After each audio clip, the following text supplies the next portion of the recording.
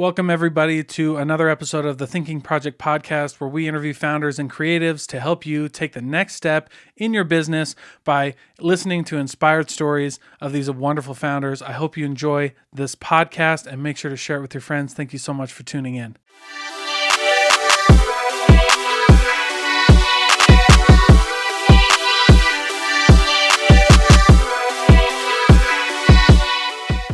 All right, Adam, we're rolling. Thanks so much for being here, man. It's a long time in the works. We both missed a couple times, but we're here. It's all good now.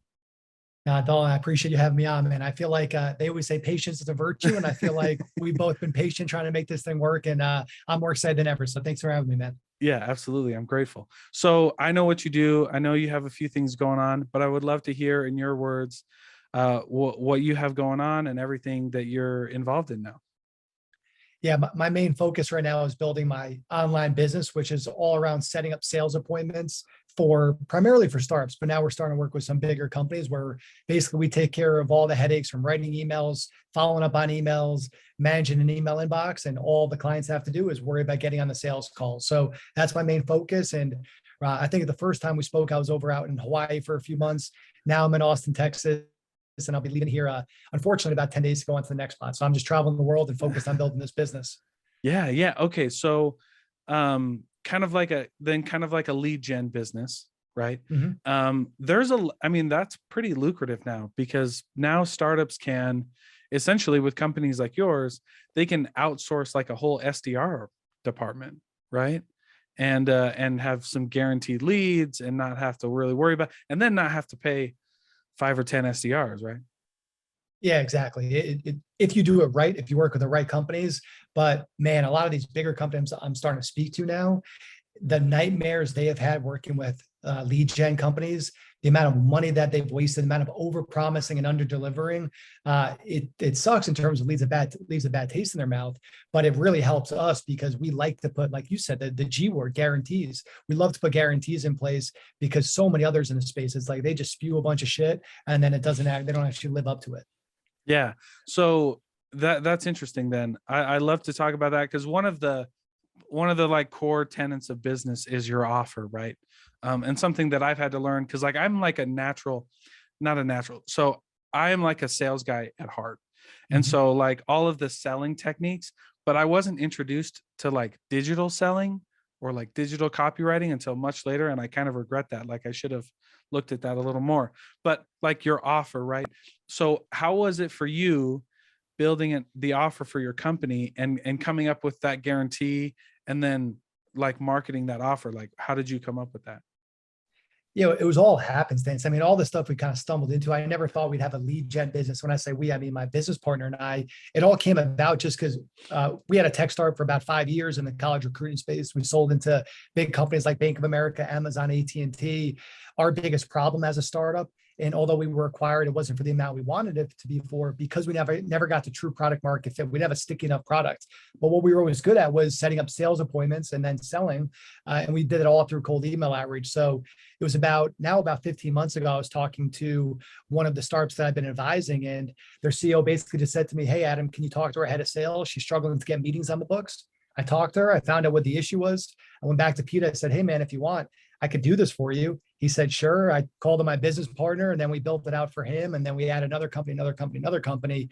And, but it was all through happenstance. And it was more of just me talking to people in the space that actually have these companies, and they would tell me what they're doing, talking to potential customers who would share their negative experiences. And then me just thinking as a startup and as an entrepreneur, what would I pay for something like this? And what would I not want to pay for it too? So we never sought out to be a lead gen company. It just all happened. Yeah, that's cool. So introduced to a head of sales. That's so crazy. Cause like when I think of, so like I love like interacting with salespeople, and I love sales. Like I've had the pleasure of working with a couple sales teams and help building them and growing them. Um, but I've always been a little self-conscious because I've never held that title of like VP of sales or like director of sales or anything like that. And so I've always been a little nervous to kind of like talk to those kinds of people. But it's funny that you mentioned that story, because it happens quite frequently where like VPs, directors, they're like, we don't know what's going on. And we're like, oh, well, if you did this, this, and this, you could totally Mhm. help that. Right. How is it for you talking to head of sales? Like, I'm sure it's comfortable now, but how is it And I don't know your like background as far as positions held, but I'm sure you get into conversations where you're talking to somebody who's might be in a little higher position than you have ever been in or something like that. And I'm wondering how you navigate those conversations. Yeah, personally, I love that. I mean, even with my tech startup, I was technically the COO, the chief operating officer, but being a kid, I started the company, I was 22, 23, 24. So I was very used to being in rooms, frankly, that I shouldn't have been in, talking to investors that I shouldn't probably be in the room talking to. And so I was always very comfortable in that setting. And like for me, the biggest learning and the reason why I don't ever, or very, very rarely do I ever get intimidated is because I just try to be myself and I know what is solid footing to stand on. I try not to talk out of turn and say things that I can't say with certainty. So no matter who I'm talking to, I'm going to ask a lot of questions. I'm going to be myself, and I'm only going to say things that I know are on solid footing. I'm not going to speak out of turn. Yeah, that's great. And I think, you mentioned a few really core sales principles that I love in there. And that, like being yourself, because and here's the crazy thing. People don't understand, like they get to the surface level of being yourself, but it really comes down to like that's your differentiator. And if people don't like you when you're being yourself, like are they really a company you want to work with? Well said. I tell people one of the core things that we focus on now is we don't want to have 1,000 customers. Like our business is not built right now, at least that we don't want to have 1,000 customers. And frankly, Mhm. we don't need to the way our business model is structured. And with my tech startup, frankly, there were some customers we would work with that I didn't want to work with. And what do I mean by that? Like on a Monday morning, I get on a phone call, I say, "Hey, how are you doing?" And they'd say, "What do you mean, how am I doing? It's Monday. It sucks. I don't want to be here." That's not the type of energy that I want to be around. So, like Right. for me, to your point, like if I'm myself and they're not vibing with that, or I'm not vibing with them, then we're probably not the right fit to work together anyway. So that's always like really the third piece I look at when I'm thinking about working with a company is, do I even like you? Do I want to work with you? Do I Right. want to get like on a monthly meeting? Do I want to add value to you? Because if I don't, like it's not worth my time or energy. Right. And when I talk to some small business owners who are just getting started, they're like, I just want to go after everybody. And I was guilty of that at first, but it's a really hard lesson to learn, but it's a valuable lesson to learn that like, yeah, identify your ideal customer and then stick to that. Like, because you don't want to work with, there's some people it's not worth it. And that's the great thing about like competition is like, you don't have to work with me and I don't have to work with you. So like, we can make this work or we don't have to, you know what I mean? It's a great feeling though. It's a great feeling though, because it puts you in like this position where we're not fighting and we're not feeling desperate for things. 100%. And like you want to enjoy working with the people that you're working with. Like these are the people you're spending the majority of your time with. If you have a couple of client calls in a day and you don't like those client calls, that just is an energy drain. Where today we had a client call. It's like a great group of people. Yesterday, one of our clients was like, this is our favorite call of the month, our monthly meeting with them. Like it's just fun. Like they're good people. We have a good conversation and it's all about moving their business forward. So like those are the types of people that I want to work with. And there's plenty of those out there. It's just how do you find them and how are you able to navigate through it? Yeah, so let's talk about that. How do you find your ideal customers once you get that? Because that's kind of the key. And like in my sales mastermind that I have, it's called that. Like, how do you connect with your dream clients? So I'd love your insight on how do you find them and maybe your process of like making sure they're a good fit for you.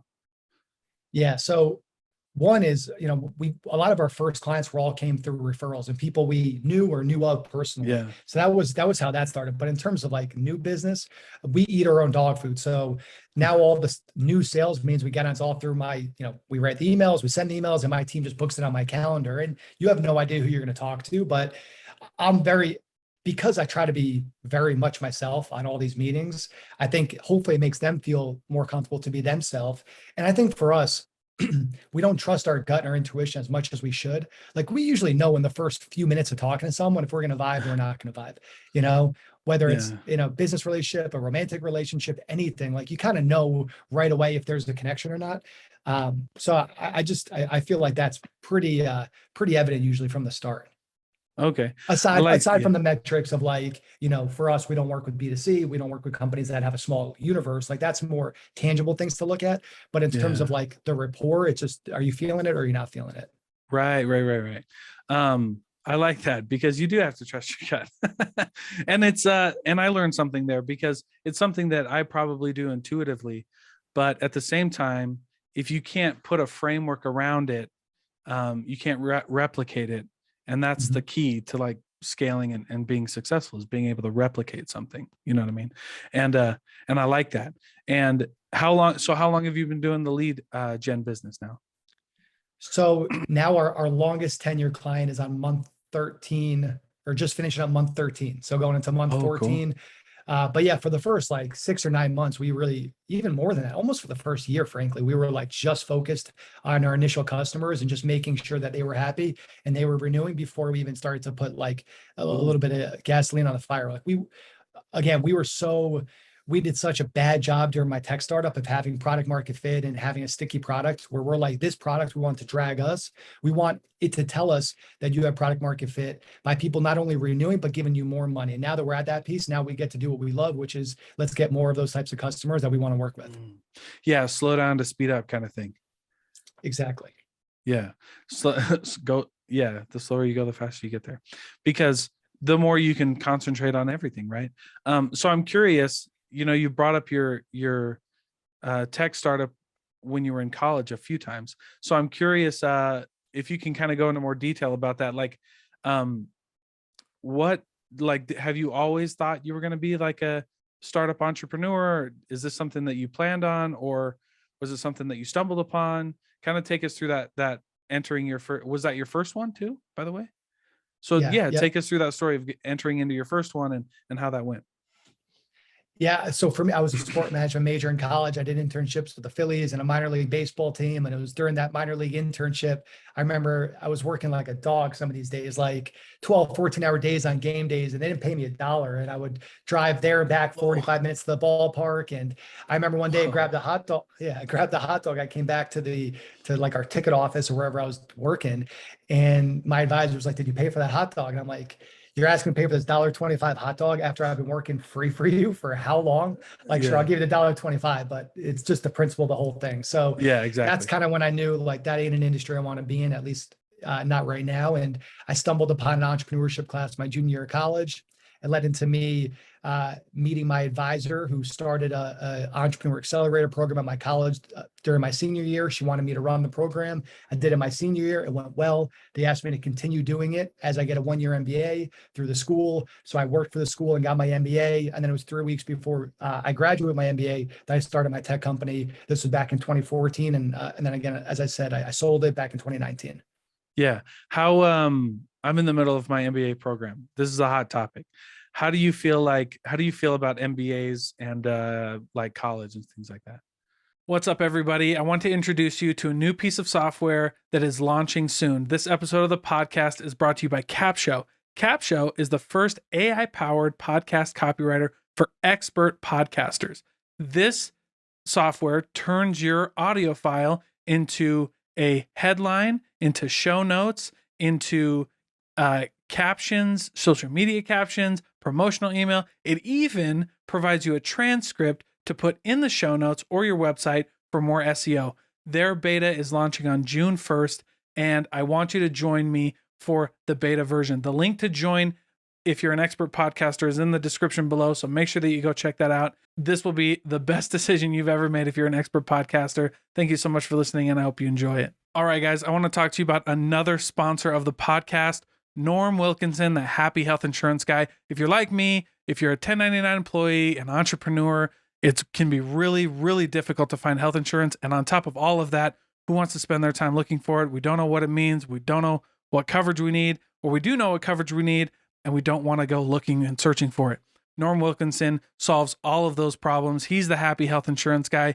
He'll get you a free consultation and a quote to get the right plan for your situation to protect you, your family, and ultimately your business. Go check out his website, thehappyhealthinsuranceguy.com. Links in the description below. And thank you so much for listening. It'll be the best decision you ever made.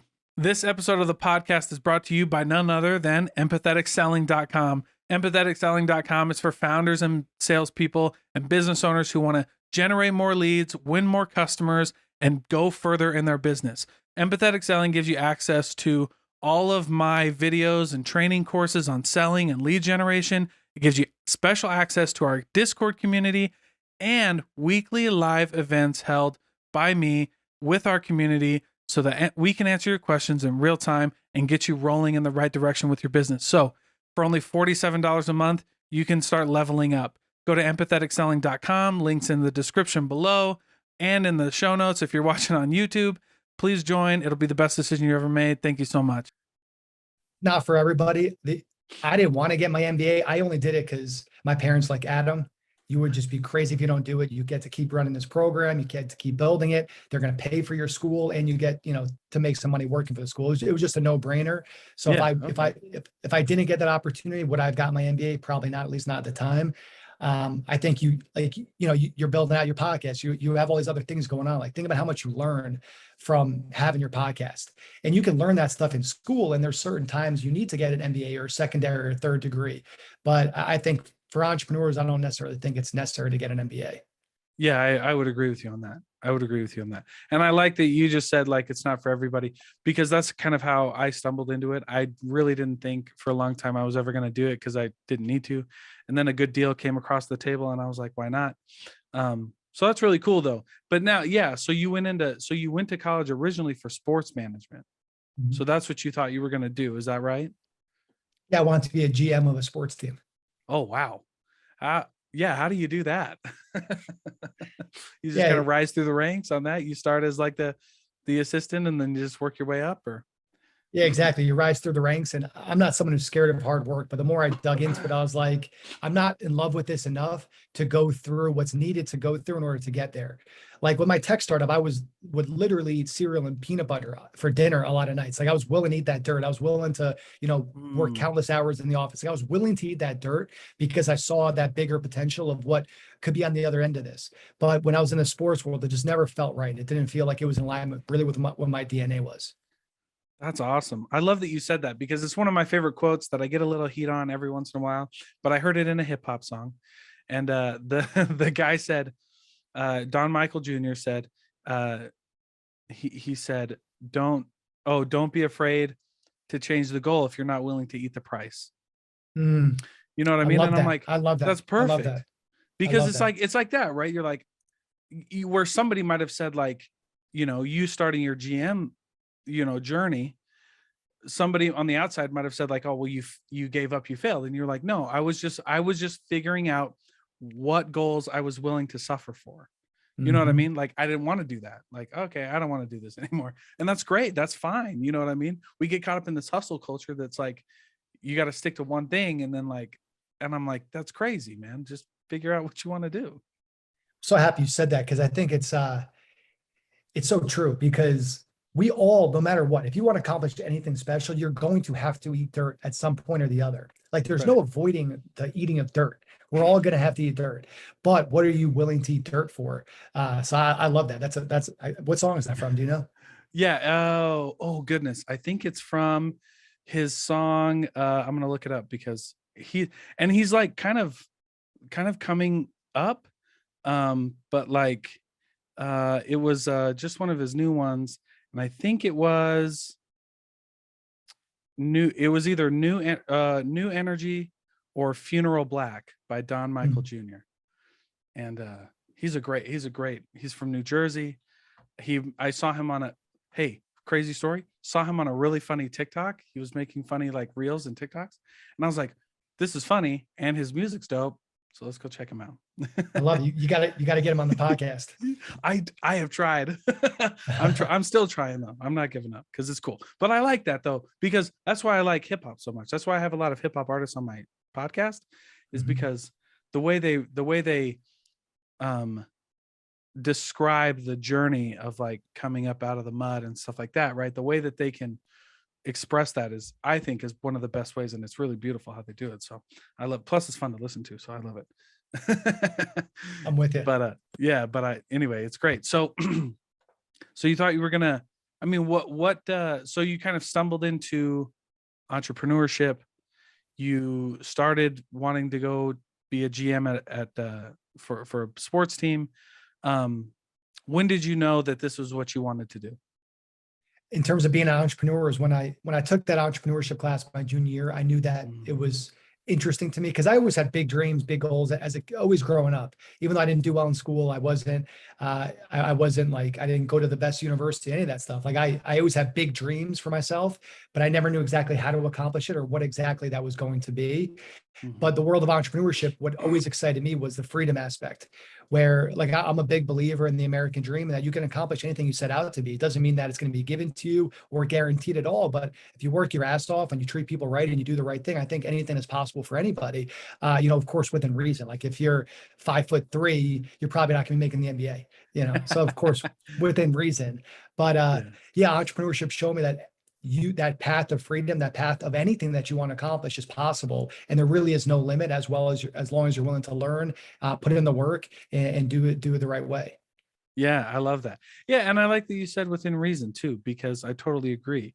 I think that you should play to your strengths, right? You Mhm. shouldn't try to, yeah, because people get lost and they fall off of this entrepreneurial journey because they try to make themselves into something they're not. You know what I mean? They try to play to their weaknesses. And I've never been a fan of that phrase, like turn strengths into or turn weaknesses into Yeah, strengths, because it's like, why would I do that when I can double down on my strengths and be good at something? Well, $100%. in this case, there's a No, lot I'm more with you. philosophy behind that, but I think you hear what I'm saying.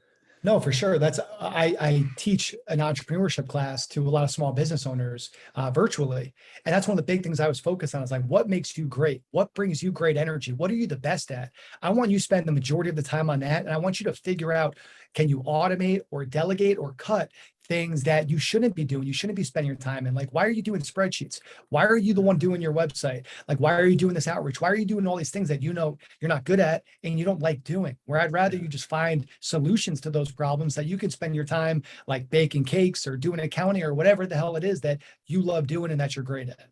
Yeah. That's great. That's a great point too, because then you can work kind of on your business and not in your business kind of thing. That's really nice.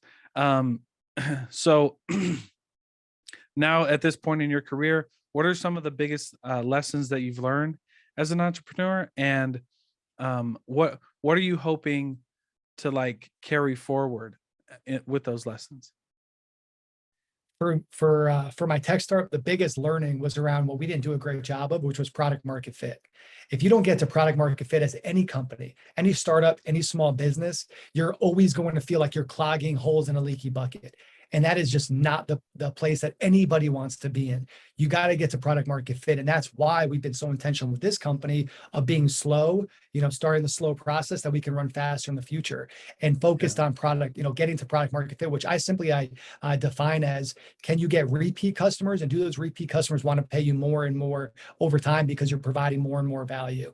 So that's Mm. number one, is how do you get to product market fit? Because once you get there, running your business is going to be a lot of fun. If you don't get there, you're going to be banging your head against the wall and it's going to be miserable. Yeah. And I would like to dive a little more into product market fit. So you're saying that because there might be some people listening who don't know what that is, but you're saying that your definition of product market fit, or the definition of product market fit, is like repeatability, like scalability. Is that what you're thinking? Yeah, can you get one customer? And when you get that one customer though, that's great. Any of us can sell someone to buy from us once, but will that customer want to buy from us again? Will they want to buy from us Mm. again? Will they want to give us more money over time because we're providing more value? And it doesn't matter what business you're in.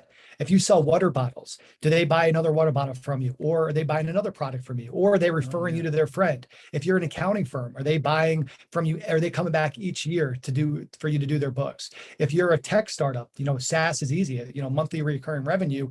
Are they buying for 1 month and then leaving you the next month? Or are they buying again and Oh again and yeah. again and giving you more money? So that's the big thing, is, do they buy from you? Can you get a repeat customer? And then do those repeat customers buy from you more and more? Like I just had, Yeah. before I got in here, I got a message from one of our current customers that said, "Hey, if we want to 2 or 3x with you, and two or 3x our investment with you, would you guys be able to do that for us?" Like, I love that. That's my favorite, because yeah, you Yeah. can get another customer to pay that same amount of money, but I would much rather our current customers pay us more money, because that means they're seeing a shit ton of value and they want to give us more money because they're seeing the value from it.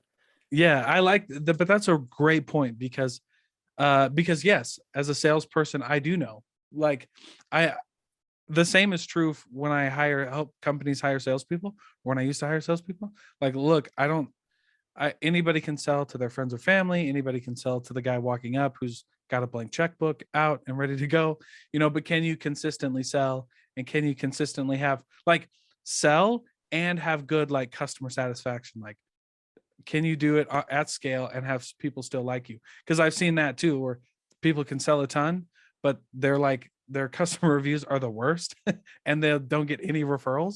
Like, that's a bad salesperson. Like, yeah, you got 100 deals, yeah, but like every one of them's pissed at me. I have brain damage for 2 months, and they're not coming back. I don't care about, you know what I mean? I lost 100 customers. I didn't gain 100 customers. Yeah, it's just not like you That's a want to great way hit to your think of it. Yeah. you want to hit your pillow and be able to go to bed and like feeling good when you know you're selling a product or a service that people are not going to like, they're not going to see value from.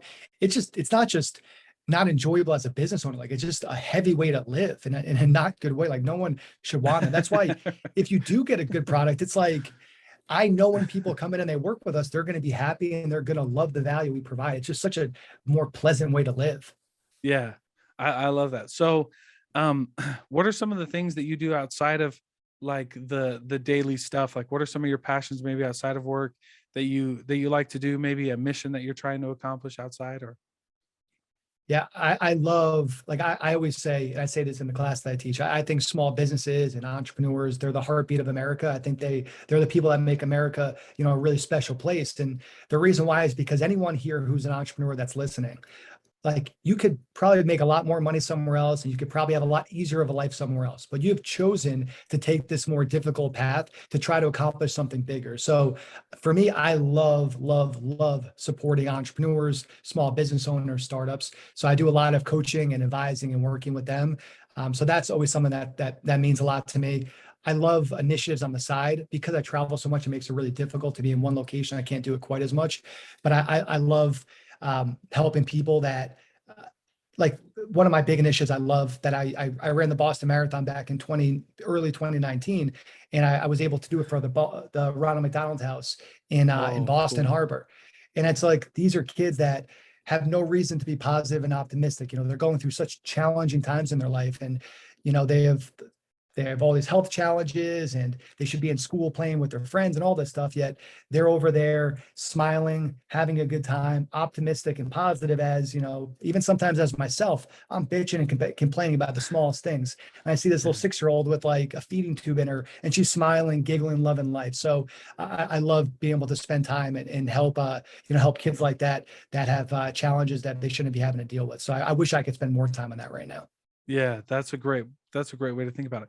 We have a Ronald McDonald House here in Salt Lake City, and I've been lucky enough to do that a few times with them, because it makes you just think, makes you just like, rethink all of your priorities, because because you just see how fleeting life is. You know what I mean? And how like you can find joy and happiness even in what may feel like the darkest of times in your life, and so that's a great, and then when you actually help the Ronald McDonald House, you're helping these kids, find that joy, and help the parents and their families. Because right, like the Ronald McDonald House also provides housing for the families while their kids or whoever's in cancer treatments, right?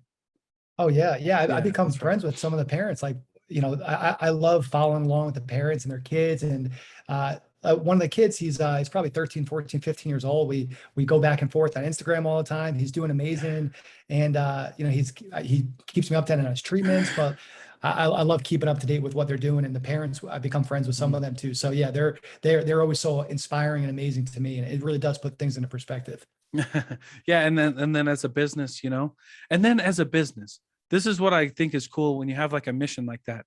Then your whole mindset of like your business shifts, because you don't feel like greedy when you're making money. You're like, listen, we're supporting real people.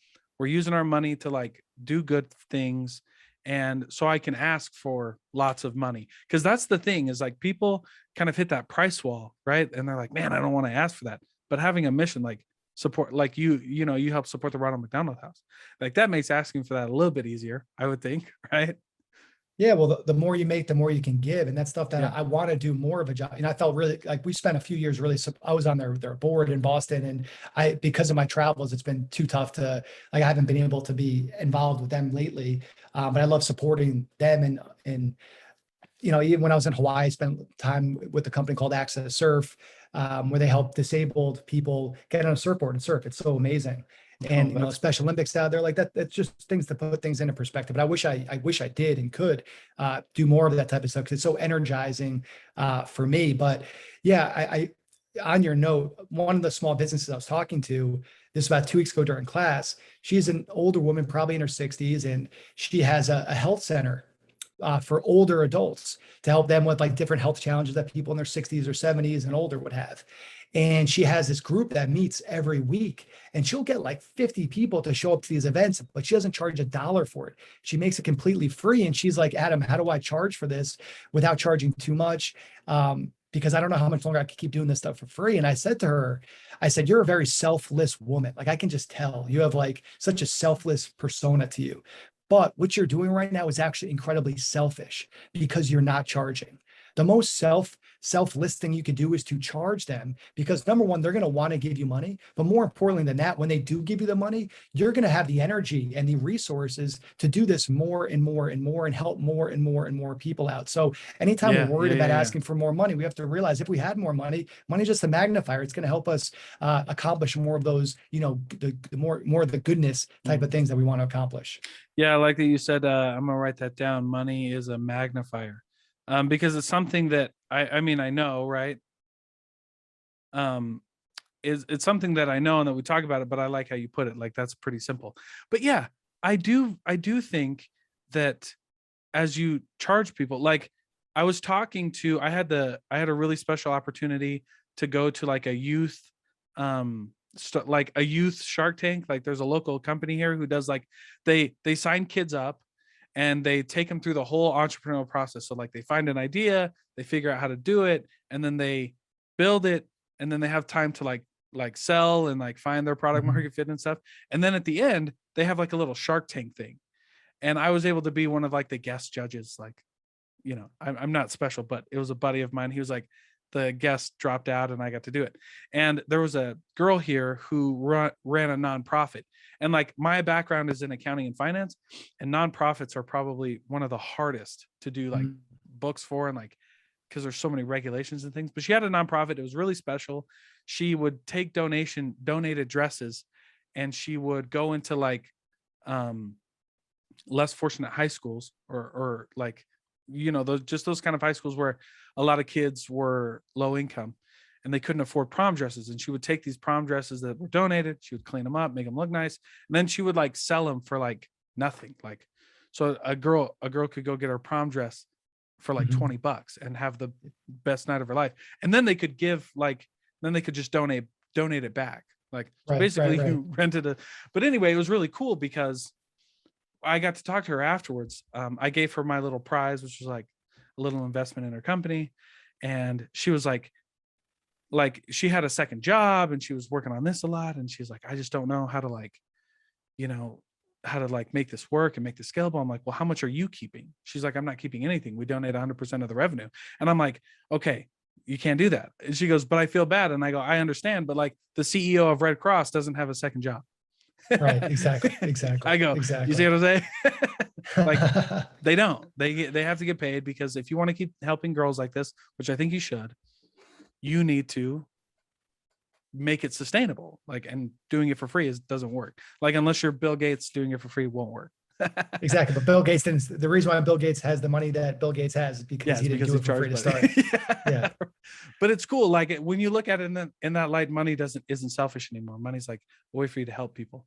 But it was really cool. Her eyes kind of opened. She's like, oh yeah, that makes sense.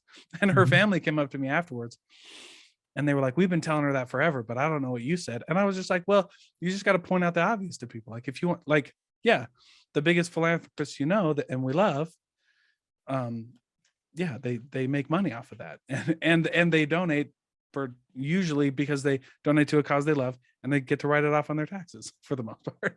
Yeah, yeah. I think it was Jim Rohn that said it. He said the best way to help people is to make $1 million. The more money that you make, basically, if you have $1 million versus you have $5 in your bank account, maybe you can help one or two people with $5. But imagine if you had $1 million or $10 million or 100, whatever that number is, it doesn't matter. Yeah. The more that you make, the more, the more that people want to work with you, with whatever that is, like the more you're able to make a real impact on the world. Yeah, I love that.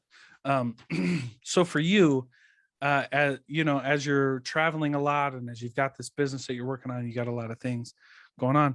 What do you do as a business owner to stay on top of your game? The toughest piece when you travel, especially when you travel to very different parts of the world with different time zones, is how quickly can I adjust myself to make sure that I'm ready to go. And it's like kind of like a downtime. Like when you travel somewhere, it's like, are you out for 2 days before you get like readjusted? Is it a day? Is it 6 hours? Like how quickly can I get readjusted? So that's always a big thing for me, is how quickly can I get readjusted to the time zone? But depending on which time zone I'm in, my schedule will shift. Like Hmm. in a bit, I'm going to go to the Middle East. I'll be in Cyprus for a few months, and the time zone is 7 hours or 8 hours ahead of East Coast time. So my days are probably going to start later and they're going to go later. Versus when I'm in Hawaii, it's 6 hours behind the East Coast. So I'm starting earlier and ending earlier. But it's always just setting that new schedule and getting myself acclimated to wherever I am as quickly as possible. Because when I go to these different spots, I want to make sure that I'm producing as best I can. But I'm also enjoying these new places. I'm not going to Cyprus so I can sit in my house all day for 14 hours and not go out and explore. Yeah, that's a good point. Yeah, I mean, taking care of yourself physically is like a really important piece of it. Hey, by the way, I was going to ask you this, and we've just gone on a bunch of tangents, but real quick, as a side conversation, your email starts with aloha. Is there Yes. any significance to that? Well, when I sold my company in 2019, or when I was selling it, I moved out to Hawaii, and that's when I created that email. So I figured I'd make it. I thought it was, you see a lot of like hello at whatever domain, and Oh so for yeah. me, I figured instead of hello, I make it a little bit unique. So I made it aloha at, and then my name. Okay, cool. Okay, because I saw that and I was like, I wonder if he's Hawaiian. Um, because I'm from like, well, okay, I'm not from Hawaii, but my mom's side of the family is all Hawaiian, like Oh, cool. straight Which island? Kauai. Very cool. I've Yeah. never been to Kauai, but that's like the next big island that I want to go to. Yeah, well, it's not very big, so if you run into a crazy Polynesian lady in her 50s, probably my mom That's cool. or related to my mom. There you go. Yeah, it's like I feel like in the yeah, we're related, exactly. Yeah, it's I feel like the islands, it's like everyone goes to Oahu, and then obviously Big Island, which is the actual big island on Yeah. Hawaii. But then it's like Maui and Kauai. But Kauai, I heard, is like what Maui used to be before all the tourists came there.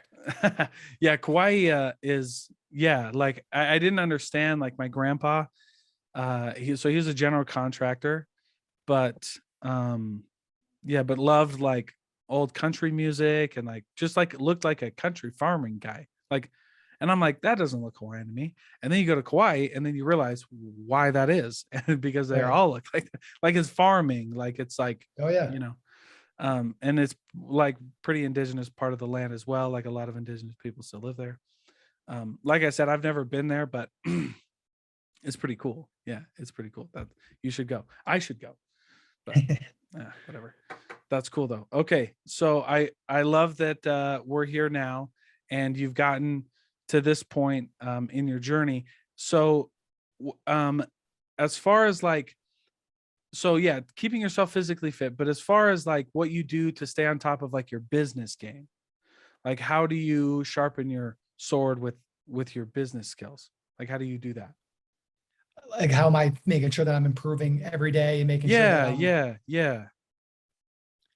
so part of it for me is getting myself just acclimating the different spots that I can even mentally and physically be there. So that of course is number one. Number two, I'm always reading. I'm always talking to people in the space. My business partner and I, we're always having deep conversations. He's in the middle of writing a book right now. So we're Cool. constantly sharing our learnings with each other, what's working, what's not working. because I do so much coaching for startups and small businesses, I need to stay up to date with what's going on in the tech world, in the small business world, tools that can be helpful. I have great mentors and advisors that are always gracious with their time for me. So those are the different types of things that I do, as well as making sure with my team, I'm always improving the systems to make sure that they're able to do what they need to do as efficiently as possible. That's cool. How did you get into educating and coaching small businesses? It was something that I just kind of always naturally did. But when I was selling the company is when my time freed up a little more to do that.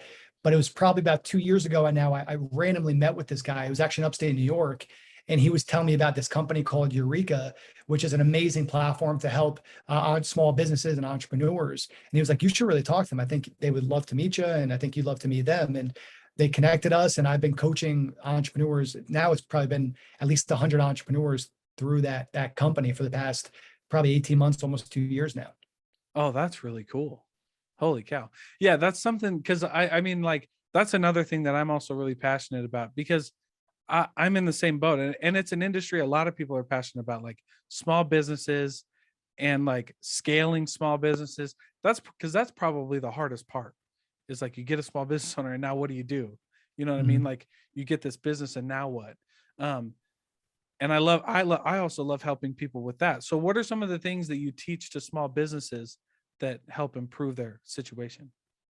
So the great thing about that company, Eureka, is they have basically a whole curriculum that I just educate on. And of course, I share my experiences and I share that, but it's everything from strategy. So we focus on them figuring out like what is the core of their business, what's the problem that they solve, who is their ideal customer, to things like website mechanics and website content and funnels and how to get more people in the top of the funnel, middle of the funnel, bottom of the funnel, some basic sales stuff. Then you go into finance like one-on-one type stuff, like what's your CAC, cost of acquiring a customer, lifetime value of a customer, how to figure out your ROI, your efficiency, how to create a pitch deck, what types of ways you can raise money. So it's 14 classes that we teach that are all geared around strategy, customer acquisition, and then finance.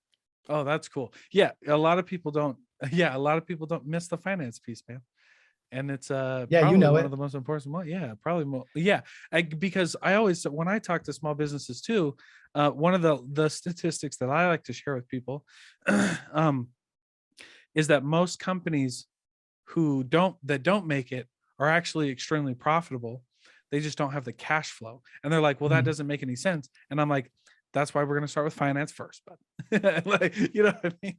Cuz like you have these great margins, but you know, your accounts payables off, your life cycle's too much, right? You don't like you're burning cash quicker even though your profitability margins are great. It's so true. It's when my business partner and I, one thing that we both said we were guilty of it. We didn't raise a lot of money with my startup, but we raised some money, and as we decided to sell the company, we really took a look at everything that was going on in our company, including like every dollar that was coming in and every dollar that was going out. And we found there was so much waste that was leaving our bank every month that was just slow, Yeah. just a slow bleed. So as we were selling the company, we started implementing a finance Fridays. And actually, when we were selling, we used Oh, to do it cool. almost every day. But yeah, we started doing something called Finance Fridays, where we go through all these key pillars of our financials, and we do it to this day. Like a couple of hours ago, my business partner and I went through everything. And it's just every Friday.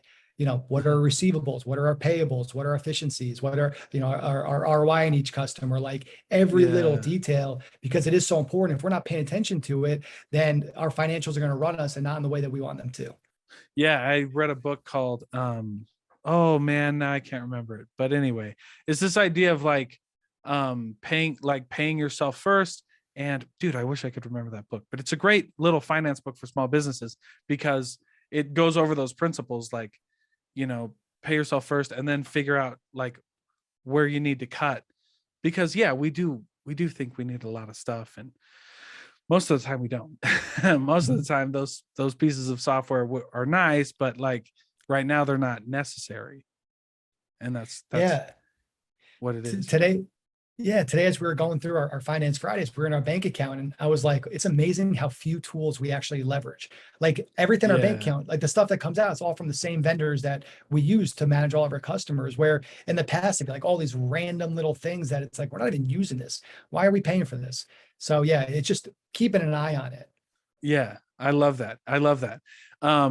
Because finances, and I know, and people, but I do agree that finance is probably one of those classes that they should teach in high school.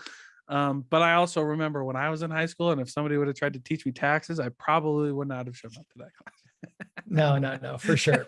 For class. sure. I think you got to just like, you know, well, and it's tough. Like you do, got to teach kids that. I think to resolve like some absolution of the teachers, like, hey, I tried. Right, right, At right, this right. point, I tried. That's really cool. So now let me ask you this: when you teach those courses to small businesses, what are some common like points of pushback that you get? Like, what do people try to fight you on the most? I'm curious about that. I mean, probably not a lot because I'm sure they're paying quite a bit to be in the course. But I've seen people they pay a lot of money and then Mm. they like think they can do it, and I'm like, I don't know why you spent this money then, bro. Yeah, I wouldn't say it's pretty rare that there's pushback in that, but I would say the piece that people are usually most interested in having deeper conversations about is around sales. How do I Okay. get new customers? How do I generate more demand? Because a lot of them, as small businesses, they have a great product. Like what they do, whether again it's a bakery, an accounting firm, a property management firm, whatever that might be. Like they're so good at that. So that's really what makes them special. But they're not great at marketing or sales, or maybe they have a bad perception of sales and what sales means. Hmm. So that's, I wouldn't say there's rarely pushback, but I would say that's a lot of what they want to talk about, is around how to Yeah. get new customers, how do I generate more demand, and then the finance piece too is important. Just because if you don't ever learn it, it's a really difficult thing to get a hold of, and that's why I think people like you are so important. Yeah, I know, I appreciate that because I love helping finance, but I have the sales mastermind groups where I teach Mhm. people like how to do this kind of stuff. And yes, I totally get that. I mean, I have people all the time coming up to me and they're like, I don't want to learn sales because it's the worst profession in the world. And I'm like, I understand that, but you have that really nice car. Someone Yep. sold it to you. Like Yep. you bought it on Craigslist or you bought it from a new dealer, a used car dealer, like you got sold, right? but but like, yeah, dude, people fight a ton. Like I'm like, this should not be this hard to talk about selling and like yeah, and then digital selling, which I would equate to like the sales funnels, Mhm. your squeeze page and your lead magnets and all that good stuff. Like yeah, they're like, oh, I don't want to do that. People are just going to see the value. And I'm like, no. Or like people are just going to come to me and ask me to buy it. Probably not. Have you ever done that? No. Yeah. Okay, Right. then. Have you ever walked up to a company with a blank checkbook? Okay. So we need to learn Yeah. selling. It's true. And we don't realize how, to your point, every single day we're all in so many funnels. Oh, We're yes. all, we're all in the hundreds, if not thousands of funnels of things we're considering buying or we just found out about or whatever. Um, Right. so sales is a part of everyday life, and it's not about like the slick back hair, sleazy person. Sales Yeah. about, hey, you have a problem or you have a want or need, and I have a solution for you. And how can I present that solution in a way that it makes it easy for you to buy if it is something that you're looking Yeah. for? Yes. And that's what I try to tell people. I'm like, selling isn't about making people buy something they don't want.